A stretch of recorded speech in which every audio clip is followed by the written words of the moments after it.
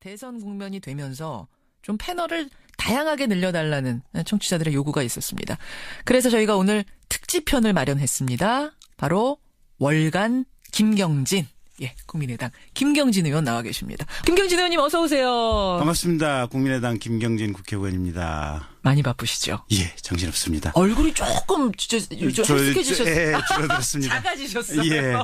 아니, 선거 때 그냥 저절로 체중을 뺄 수 있는 허리살이 한 1인치는 벌써 줄은 거죠. 1인치는 줄어든 열심히 뛰고 계세요. 혹시 월간 정두원, 월간 정청래를 뭐 접해 보신 적은 있으세요? 아니요, 전혀 없습니다. 아, 없어요. 예. 사전 조사를 좀 하고 오셔야 되는데 그냥 제가 설명을 드릴게요. 네. 그러니까 월간 암흑의 코너만큼은 네. 당을 떠나서 내 소속을 떠나서 예. 철저히 객관적인 시각으로 미래를 예측하는 겁니다. 알겠습니다. 예측하는. 저희 지지자들이 이 방송을 들으면 저거.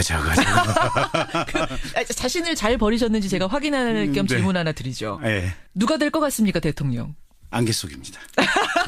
잘 버리셨습니다. 네. 자신을 완전히 버리고 네. 시작하겠습니다. 월간 김경진. 일단 TV 토론 얘기부터 좀 풀어가 볼게요. 네. 어떻게 보셨어요? 우리나라 최초의 스탠딩 토론. 저는 좋았어요. 저도 홍보본부장이다 보니까 예. KBS를 갔어요. 아, 현장에 가셨어요? 예, 현장에 갔고 후보 마인드 컨트롤이 제일 중요해요. 얼굴 표정이라든지 자세, 움직임, 손짓 이런 것들이 사실은 마음에서 이렇게 시작되는 거 아니겠습니까? 그렇죠. 잘하시더라고요. 보니까 잘하고 예.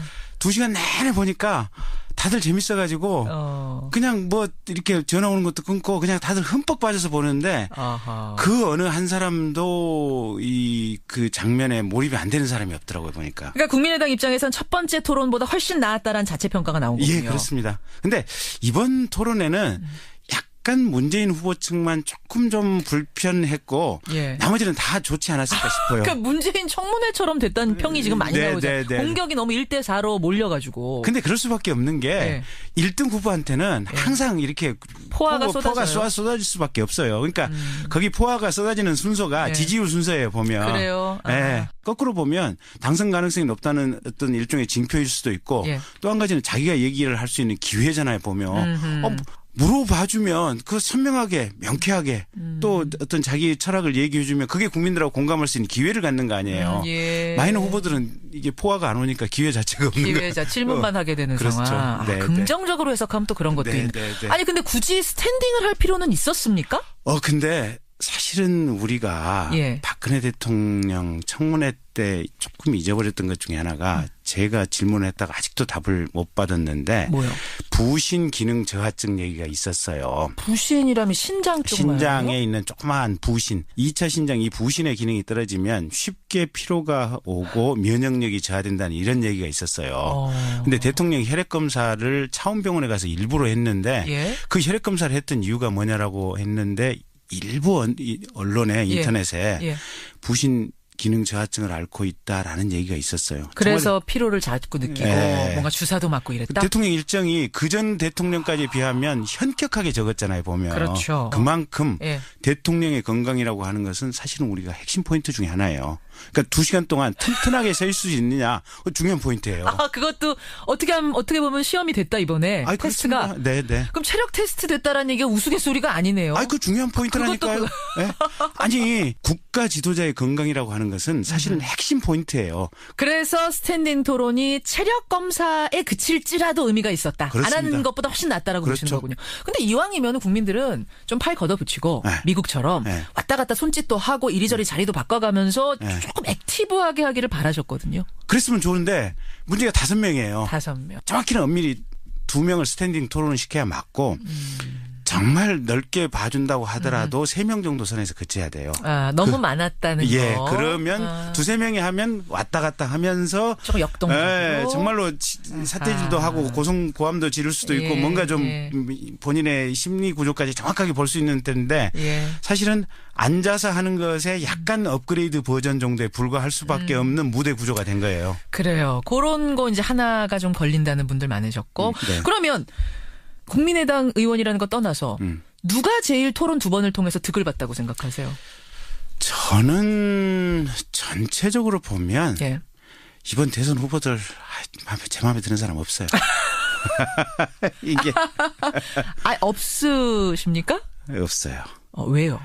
뭐랄까 강렬한 미래 비전이 나와야 되는데 예. 강렬한 미래 비전이 없어요. 미래를 이런 방향성으로 끌고 가겠다라고 하는 콘텐츠와 이 콘텐츠를 설명하는 방식이 폭풍같이 이렇게 뚫고 들어오는 예. 이런 매운맛을 가진 후보가 없어요. 아하. 비교적 홍준표 후보나 심상정 후보가 예. 약간 가까울 수는 있는데 문제는 홍준표 후보 같은 경우는 사실은 콘텐츠의 내용 자체가 예. 너무 부실하고 너무 부실해서. 품격이 떨어져요. 그렇죠. 좀 거칠게 얘기하면 저런 분은 절대로 후보 대통령이 돼서도 안 되고 후보가 돼서도 안 된다라는 생각이에요. 그 정도로 품격이 떨어지더라. 예. 그러다 보니까 예. 홍 후보님 가면 갈수록 이게 이제 발언의 수위가 이제 낮아져요. 낮아지더라고요. 약해져요. 약해지더라고요. 예. 약해지니까 사실은 더 재미가 없어져. 토론이. 그러니까 지금 이게 굉장히 뼈아픈 부분인 게 자유한국당으로서는 네. 어떻게 된 게 홍준표 후보가 토론의 양념 역할, 네. 개그 담당 이렇게 돼버리는 게 얼마나 이게 지금 뼈아픈 건가. 네.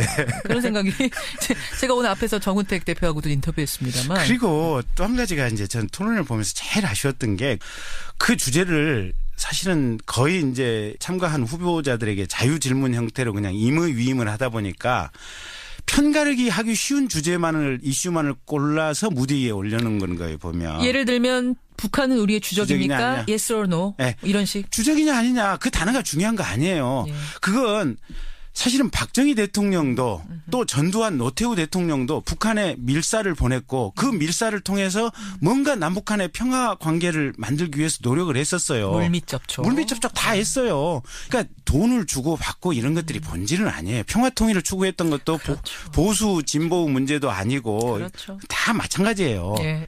근데 이 단어를 가지고 주적이냐 아니냐, 그다음에 햇볕 정책에 찬동하느냐 안 하느냐, 이건 국민들을 호도하는 이슈예요. 누가 집권해도 똑같을 수밖에 없는 이런 상황이거든요. 예. 다만 정도의 차이는 있을 거예요. 예. 어느 쪽에 무게 중심을 두느냐. 그렇죠. 네. 그렇죠. 근데 이 이슈를 후보들로 하여금 선택하도록 하니까 보수 쪽의 후보들은 그걸 가지고 편가를 갈라치기를 하기 위해서 그 이슈를 의도적으로 올리는 거예요. 색깔론으로 몰고 가고 색깔론으로 몰고 가고 싶은 거예요.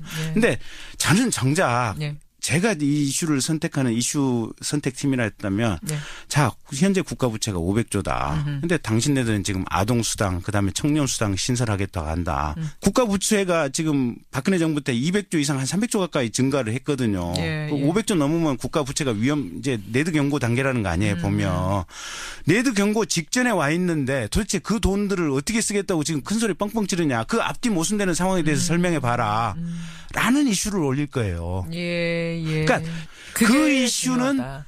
후보들이 사실 어느 후보도 답하기 껄끄러워요. 아하. 어쩌면 예. 비교적 양심적으로 보이는 유승민 후보 같은 사람은 그래서요 복지 있는 거 지금보다 또 줄여야 되고요. 빚 갚기 위해서는요 세금 더 올려야 되고요. 이렇게 얘기하는 후보가 당선 가능성은 적지만 유승민 같은 사람은 그나마 조금 가능했을 수도 있다고 봐요. 개인적으로.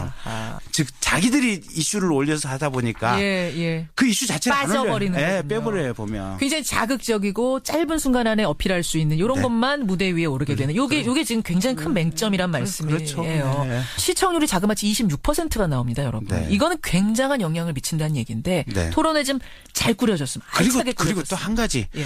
사실은 대통령은 그 모든 이슈를 다 이해할 수는 없어요. 네, 그런데 그렇죠. 대강 그 이슈의 본질 정도는 꿰뚫고 있어야 돼요. 물론이죠. 이게 세부 아이템을 꿰뚫을 수는 없어요. 예. 큰 틀의 본질과 큰 틀의 흐름은 첫째 꿰뚫고 있어야 되고 두 번째는 그런 문제점을 잘 해결할 수 있는 사람이 누구라고 생각을 하느냐. 네가 대통령이 됐을 때 그 이슈를 해결할 만한 최적의 인물이 누구고. 머릿속에 있느냐. 네. 그다음에 왜 그렇게 생각하느냐. 예. 이 부분이 한번 수면 위로 올라와 줬으면 좋겠어요. 그 부분도 기대를 해보겠습니다. 예. 김경진 의원과 함께합니다. 월간 김경진. 그나저나 이제 뭐 토론도 토론이지만 네. 국민의당 포스터 굉장히 화제가 됐어요. 상당히 자극적이죠. 그거 광고 천재 이재석 씨가 만든 거예요, 아니에요? 이재석 씨의 의견이 매우 강력하게 반영이 됐죠. 아, 그건 맞습니까? 네. 디자인에 대해서는 예. 이렇게 어드바이스를 해 주시는 분이 몇 분 계시는데 그중에 주포가 이재석이다. 그렇게 되는 거군요. 네. 국민의당이란 이름은 일부러 뺀 건 맞습니까? 그렇습니다.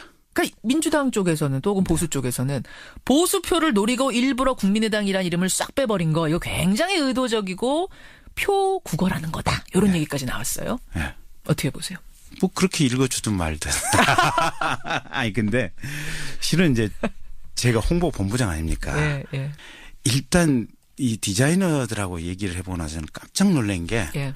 천하의 고집통들이에요. 아, 디자이너들이 광고 디자인 하시는 예. 분들이. 단어 바꾸자고? 안 해. 어허. 이거 우리 정치 문법에 안 맞는다. 그건 니들 생각이고. 아, 그러면 이 디자인 포스터 디자인에서는 국민의당이라는 이름이 빠지는 게 더 낫다라고 광고 디자이너들은 본 거예요? 그분 설명은 예. 이런 얘기예요. 예.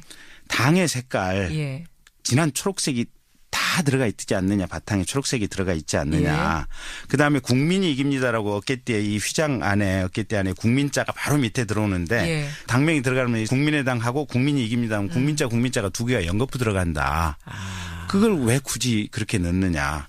당 로고 색깔, 안철수의 이름, 예. 3번 기호 자체 그것만 봐도 누가 봐도 국민의당이다. 국민의당이라는 당 들어가는 것 자체가 그리 중요하지 않다. 가장 최대한 심플하게 만들어야 된다.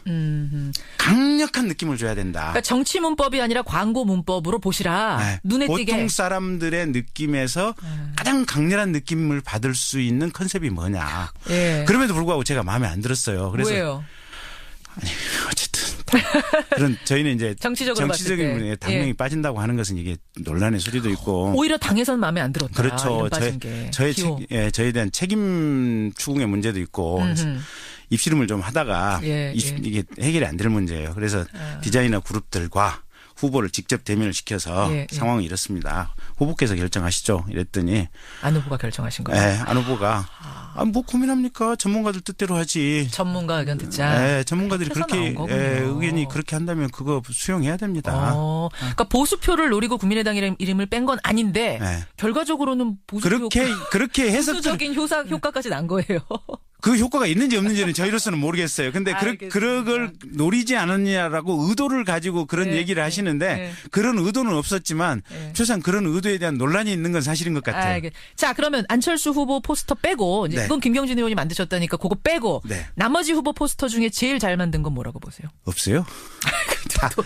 그러시면 또 안 되죠. 대동소이해요. 대동소이야? 네. 조원진 의원 건 많이 다르잖아요. 곰돌이 옆에 그려놓은. 네, 조금 귀엽긴 해요.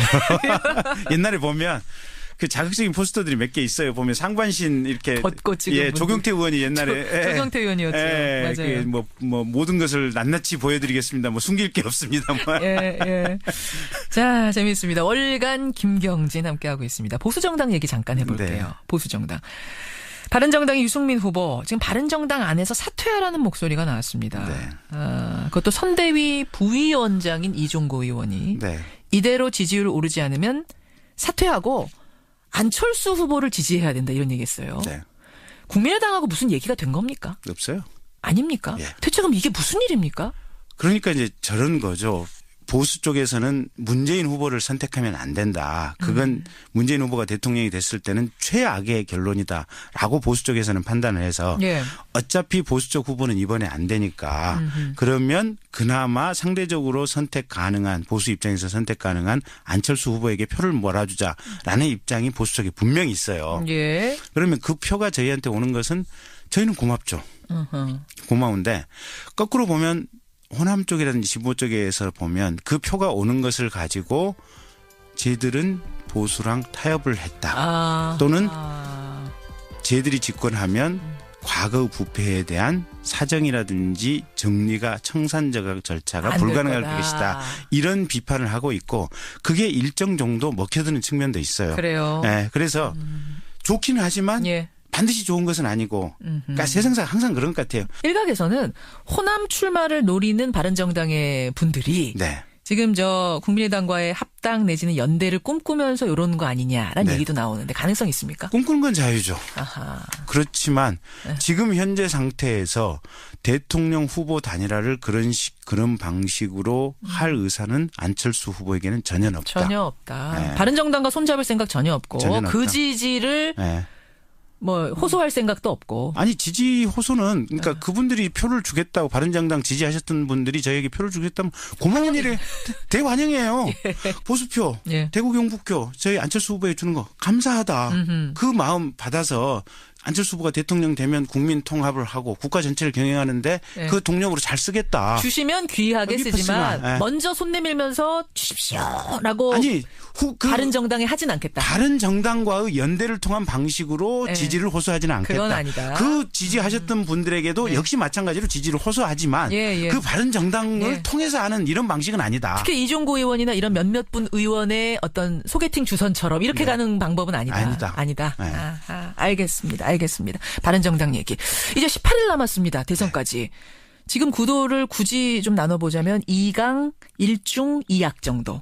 2강 3약이죠. 2강 3약으로. 홍준표 의원 이를 10%까지도 나오시던데. 10%도 의미가 없어요. 의미 없습니까? 네. 아하. 당선 가능성을 보면 제로인데요. 뭐. 그러면 남은 이 18일 동안 네. 마지막 변수라면 뭐라고 보세요? 남은 변수. 그러니까 가령 후보 캠프 내부에서 예. 대형 사고가 나오는 것. 스스로 사고를 치는 경우. 스스로 사고가 나는 것. 이렇게 무슨 정치 자금을 배달하려고 하다가 이게 어떤 터진다든지 아니면 과거에 이제 후보 캠프의 핵심에 있었던 사람이 과거에 뇌물이나 불법 정치 자금을 냈던 것이 우연히 터진다든지. 근데 그런 것들은 예측 불가능한 변수들이에요. 그러네요. 네, 또 실수. 결정적인 폄하 발언이라든지 말 실수 하나도 이거 발 잡는 거잖아요. 발목 잡는 거잖아요. 그래서 그런 부분이 가장 결정적인 변수고 실제 이제 우리가 인간이 할 수 있는 현실적인 범위 내에서 점검을 해봐야 될 것은 각자 자기 지지층들의 투표율이에요. 투표율. 네. 그러니까 투표를 하겠다고 말을 하는 거하고 나 공부 열심히 할래라고 하는 거하고 실제 공부 열심히 오는 거하고는 또 다른 문제예요. 보면. 집에서 열심히 하겠다 하는 것과 진짜 독서실 가는 건 다르다. 우리 항상 담배 끊겠다고 연차되면 우리 아버지들 공원에 했잖아요. 얼마나 실천해내느냐, 얼마나 투표장으로 나오느냐 이 문제. 네. 저희는 거꾸로 보면 50대, 60대 근데 특히 이제 보수층들의 반사적 대안으로서의 지지가 굉장히 사실은 많아요 보면. 그러니까 저희에 대한 지지는 공고 강렬하진 않아요. 문재인 후보 측처럼. 그렇게 단단하진 않다. 네. 근데 저희가 볼 때는 저희 측을 찍을 의향이 있거나 지지하는 사람들 같은 경우는 여론조사 받는 것도 귀찮은 사람들이에요. 왜요? 적극적인 뜨거운 지지가 아니니까. 그러니까 문재인 쪽을 지지하는 사람은 이번에 반드시 여론조사부터 받아서 문재인 지지의 동력을 만들어야 되고 문재인 지지가 가시화될 수 있도록 선거 과정부터 노력을 해야 된다는 사람들이에요. 근데 저희는 조금 달라요, 결이. 그러면 그 말씀은 더 숨어있는 샤이 안철수가 있다고 보시는 거예요? 거죠. 그래서 그거에 희망을 거시는구나, 국민의당은. 희망이 아니고 이제 판독이죠. 저희들 입장에서는. 이제 근데 저희들 판독이 정확하냐 정확하지 않느냐는 이제 또 나중에 선거 끝나고 나서 평가를 받아야 될 부분인데 저희들 판독은 그렇게 하고 있고. 얼마나 된다고 보세요? 샤이 안철수가? 상당히 많아요. 상당히 얼마나? 지지율로 보자면. 실제로 저희는 선거는 거의 이겼다고 보고 있어요. 그렇게까지? 네. 아니, 문재인 후보 측에서 나오면 문재인 후보 측에서. 뭐 그쪽이 보는 평가는 그렇고. 샤이 안철수가 지금의 여론조사 뒤집을 만큼 된다고 훨씬 보세요? 더 된다고 보고 있어요. 야, 흥미로운 지점이. 자, 과연 18일 후에 국민들은 어떤 선택을 할지. 지금 김경진 의원의 예측처럼 정말 샤이 안철수가 확 나와서 투표장까지 가서 지금의 지지율을 뒤집으면서 대통령이 될지. 네. 그래서 김경진 의원이 여당 의원이 되실지. 네. 아니면 예측이 물거품되고 저도 샤이 안철수란 존재하지 않았던 걸로 판독이 될지 이걸 지켜보겠습니다. 저도 여당 의원 좀 되고 싶어요. 아니 이게 국회의원을 해보니까 상임위에서 여당 의원이 정말 힘이 있어요. 그래, 자, 호소 그만하시고요. 네. 월간 김경진 오늘 특집편으로 꾸몄습니다. 정말 바쁘신데 김 의원님 감사드리고요. 고맙습니다. 다음에 또 월간 김경진 한 번 더 하죠. 재밌네요. 네. 고생하셨습니다. 감사합니다. 월간 김경진 국민의당 김경진 의원이었습니다. 표정이라든지 자세, 움직임, 손짓 이런 것들이 사실은 마음에서 이렇게 시작되는 거 아니겠습니까? 그렇죠. 잘하시더라고요 보니까 잘하고 2시간 내내 보니까 다들 재밌어가지고 그냥 뭐 이렇게 전화 오는 것도 끊고 그냥 다들 흠뻑 빠져서 보는데 아하. 그 어느 한 사람도 그 장면에 몰입이 안 되는 사람이 없더라고요, 보니까. 그러니까 국민의당 입장에선 첫 번째 토론보다 훨씬 나았다라는 자체 평가가 나온 거군요. 예, 그렇습니다. 근데 이번 토론에는 약간 문재인 후보 측만 조금 좀 불편했고 예. 나머지는 다 좋지 않았을까 싶어요. 그러니까 문재인 청문회처럼 됐다는 평이 지금 많이 나오죠. 공격이 너무 1대4로 몰려가지고. 근데 그럴 수밖에 없는 게 1등 후보한테는 항상 이렇게 포화가 쏟아질 수밖에 없어요. 그러니까 거기 포화가 쏟아지는 순서가 지지율 순서예요, 보면. 그래요. 네. 거꾸로 보면 당선 가능성이 높다는 어떤 일종의 징표일 수도 있고 또 한 가지는 자기가 얘기를 할 수 있는 기회잖아요, 보면. 물어봐주면 그 선명하게 명쾌하게 또 어떤 자기 철학을 얘기해주면 그게 국민들하고 공감할 수 있는 기회를 갖는 거 아니에요. 마이너 후보들은 이게 포화가 안 오니까 기회 자체가 없는 거예요. 기회자 질문만 하게 되는 그렇죠. 상황. 네, 긍정적으로 해석하면 또 그런 것도 있는. 아니 근데 굳이 스탠딩을 할 필요는 있었습니까? 근데 사실은 우리가 박근혜 대통령 청문회 때 조금 잊어버렸던 것 중에 하나가 제가 질문을 했다가 아직도 답을 못 받았는데 뭐요? 부신 기능 저하증 얘기가 있었어요. 부신이라면 신장 쪽만. 신것의 약간 업그레이드 버전 정도에 불과할 수밖에 없는 무대 구조가 된 거예요. 그래요. 그런 거 이제 하나가 좀 걸린다는 분들 많으셨고. 그러면 국민의당 의원이라는 거 떠나서 누가 제일 토론 2번을 통해서 득을 봤다고 생각하세요? 저는 전체적으로 보면 이번 대선 후보들 제 마음에 드는 사람 없어요. 이게 없으십니까? 없어요. 왜요? 뭐랄까 강렬한 미래 비전이 나와야 되는데 강렬한 미래 비전이 없어요. 미래를 이런 방향성으로 끌고 가겠다라고 하는 콘텐츠와 이 콘텐츠를 설명하는 방식이 폭풍같이 이렇게 뚫고 들어오는 이런 매운맛을 가진 후보가 없어요. 비교적 홍준표 후보나 심상정 후보가 약간 가까울 수는 있는데 문제는 홍준표 후보 같은 경우는 사실은 콘텐츠의 내용 자체가 너무 부실하고 너무 품격이 떨어져요. 그렇죠. 좀 거칠게 얘기하면 저런 분은 절대로 후보 대통령이 돼서도 안 되고 후보가 돼서도 안 된다라는 생각이에요. 그 정도로 품격이 떨어지더라. 그러다 보니까 홍 후보님 가면 갈수록 이게 이제 발언의 수위가 이제 낮아지더라고요. 약해지더라고요. 약해지니까 사실은 더 재미가 없어요. 토론이. 그러니까 지금 이게 굉장히 뼈아픈 부분인 게 자유한국당으로서는 어떻게 된 게 홍준표 후보가 토론의 양념 역할, 개그 담당 이렇게 돼버리는 게 얼마나 이게 지금 뼈아픈 건가. 그런 생각이 제가 오늘 앞에서 정은택 대표하고도 인터뷰했습니다만. 그리고 또 한 가지가 이제 전 토론을 보면서 제일 아쉬웠던 게 그 주제를 사실은 거의 이제 참가한 후보자들에게 자유 질문 형태로 그냥 임의 위임을 하다 보니까 편가르기 하기 쉬운 이슈만을 골라서 무대 위에 올려놓은 거예요, 보면. 예를 들면 북한은 우리의 주적입니까? Yes or no? 이런 식. 주적이냐 아니냐 그 단어가 중요한 거 아니에요. 그건 사실은 박정희 대통령도 또 전두환 노태우 대통령도 북한에 밀사를 보냈고 그 밀사를 통해서 뭔가 남북한의 평화 관계를 만들기 위해서 노력을 했었어요. 물밑 접촉 다 했어요. 그러니까 돈을 주고 받고 이런 것들이 본질은 아니에요. 평화 통일을 추구했던 것도 보수 진보 문제도 아니고 다 마찬가지예요. 그런데 이 단어를 가지고 주적이냐 아니냐 그다음에 햇볕 정책에 찬동하느냐 안 하느냐 이건 국민들을 호도하는 이슈예요. 누가 집권해도 똑같을 수밖에 없는 이런 상황이거든요. 다만 정도의 차이는 있을 거예요. 어느 쪽에 무게 중심을 두느냐. 그렇죠. 근데 이 이슈를 후보들로 하여금 선택하도록 하니까 보수 쪽의 후보들은 그걸 가지고 편가를 갈라치기를 하기 위해서 그 이슈를 의도적으로 올리는 거예요. 색깔론으로 몰고 가고 싶은 거예요. 근데 저는 정작 제가 이 이슈를 선택하는 이슈 선택팀이라 했다면 자, 현재 국가 부채가 500조다. 근데 당신네들은 지금 아동수당 그다음에 청년수당 신설하겠다고 한다. 국가 부채가 지금 박근혜 정부 때 대선 국면이 되면서 좀 패널을 다양하게 늘려달라는 청취자들의 요구가 있었습니다. 그래서 저희가 오늘 특집편을 마련했습니다. 바로 월간 김경진.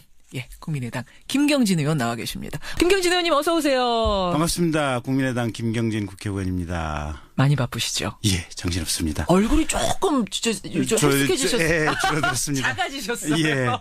아니, 선거 때 그냥 저절로 체중을 뺄 수 있는 허리살이 한 1인치는 벌써 줄은 거죠. 열심히 뛰고 계세요.